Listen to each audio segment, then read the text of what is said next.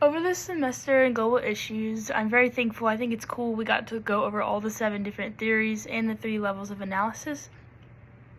But the 2 theories that stood out to me most were classical realism through Morgenthau and nihilism by Waltz.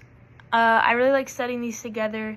I think they both do a good job at trying to explain why war happens, but they do it in different ways to where they're kind of opposite of each other a little bit. Morgenthau focuses on human nature and the lust for power and to be ethically right, while Waltz focuses on the structure of international system itself. Understanding the difference between these two really changed how I think about international politics and security. So first, Morgenthau's version of realism is built on the idea that driving force of politics is strictly just power. From what we discussed in class, he believes humans are naturally motivated by a lust for power, even though we don't want to see ourselves as ethical beings. Because states are run by humans, that desire for power shapes how states behave. One of the biggest ideas I took from Morgenthau is that state interests are defined in terms of power. States don't primarily act out of morality, they act based on what increases their power or protects their power. However, what makes Morgenthau different from later realists is that he does not completely reject ethics. He argues that international politics is infused with ethical considerations, but those ethical goals must be balanced with practical realities of power and survival. So we also talked about how universal moral values can't be applied the same way to every state in every situation. A moral decision in one country might not work for another country. Work for another state because it has different conditions, threats, limitations, all of different above. This idea really stood out to me because it explains why foreign policy decisions often look harsh or selfish, even when leaders claim moral intentions. So overall, Morgenthau really helped me understand that humans are motivated by power, states reflect that human nature, and ethics exist, but they're always constrained by power and survival. So, now for nihilism. Kenneth Waltz takes realism in a very different direction than nihilism, also known as structural realism. Instead of blaming war and conflict on human nature, Waltz argues that structure of the international system is what causes conflict. One of the key ideas from my notes that I wrote from this class is that international system is anarchic.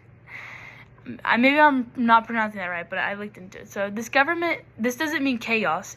It means that there's no higher authority above states.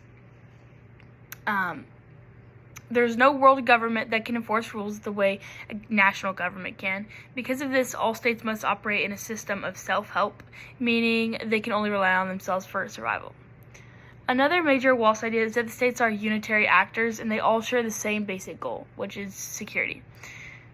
States don't seek power for sake, they seek just enough power to feel secure. Power becomes a tool for survival, but not a goal in itself.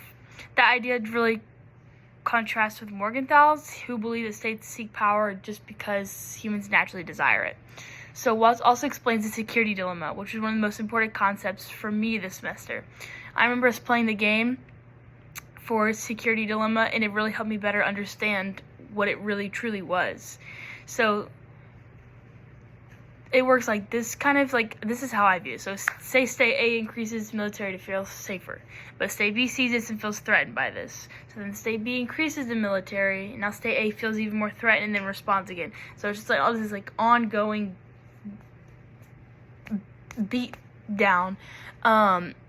But it's because they both feel unsafe. It's what it is. It's not really, I need power over you. It's, I need to feel safe, but I know you're going to do this.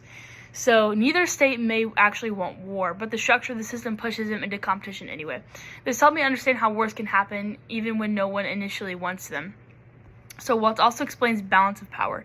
If one state becomes too powerful, others will naturally try to balance against it, either by internal balancing, which is building their own military, or external balancing, which is forming an alliance. This explains why major powers rarely dominate the system for long periods of time. So the key difference between Morgenthau and Waltz is they believe Morgenthau says that conflict comes from human nature or a desire for power and dominance, and Waltz says conflict comes from any structure of our international system, not from human greed. Another main difference is how they view power. Morgenthau believes state power as the end goal, Waltz believes state security and power is only a means to achieve that security. So learning all this really helped me better understand international systems, and I truly do think that all the theories take part in how we function, but these are just two specifically to me that really help me understand why war happens and why people act the way that they do.